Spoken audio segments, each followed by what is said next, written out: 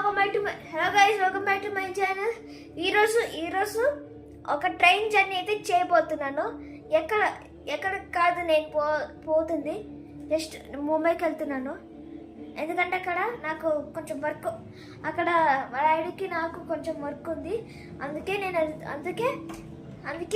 Plan చేసుకుంది వచ్చేసి సండేకి వెళ్దాం అనుకుంటున్నా. అంటే నెక్స్ట్ వచ్చే సండే వెళ్దాం అనుకుంటున్నా. మా డాడీ చూస్తా అని చెప్పారు. ఎప్పుడు తీసుకెళ్తే ఇంకా తెలియదు కదా, చూడాలి అయితే దగ్గర పోవాలనుకుంటా. అంటే అదే ట్రైన్లో పోదాం అనుకుంటున్నా.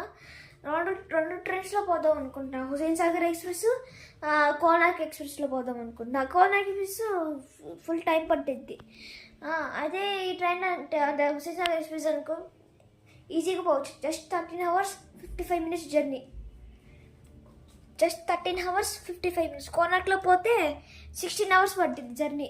ఎక్కువ పడుతుంది, అంటే 17 hours 10 minutes 5 minutes జర్నీ.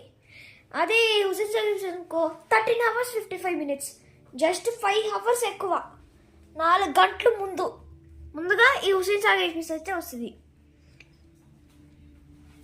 గంట ముందు కోనార్క్ ఎక్స్ప్రెస్ వస్తుంది. లేదు, 2 ట్రైన్స్ ఒకే టైంలో వస్తుంది. కోనార్క్ హుసేన్ సాగర్ ఎక్స్ప్రెస్. కోనార్క్ ఎక్స్ప్రెస్లో వెళ్ళి మీకు డౌన్ జంక్షన్ చూపిద్దాం అనుకుంటున్నా. Down junction. ఈ కోనార్క్ ఎక్స్ప్రెస్ ఎక్కడ బుక్ చేసుకున్నానంటే గుల్బర్గా నుంచి బుక్ చేసుకున్నాను.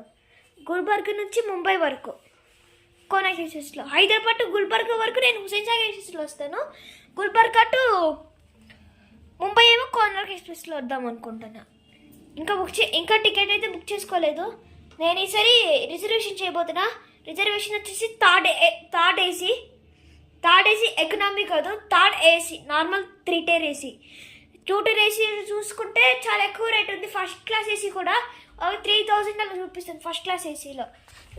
2 tier ఏసీలో అయితే 1600 చూపిస్తుంది. తత్కాల్లో చూస్తే 2190 రూపీస్ అలా చూపిస్తుంది హుసేన్ సాగర్ ఎక్స్ప్రెస్లో. స్లీపర్లో పోదామంటే చెమట్లు పడుతుంది ఫుల్గా. అదే థర్డ్ ఏసీ అంటే కొంచెమన్నా నయం. అంటే ఏసీలో పోతే 25 degrees అబోవ్ ఉంటుందని చెప్పి థర్డ్ ఏసీ బుక్ చేద్దాం అనుకుంటున్నా. థర్డ్ ఏసీ ఇంకా బుక్ చేసుకున్న థర్డ్ ఏసీ నిన్ననే. కోచ్ నెంబర్ వచ్చేసి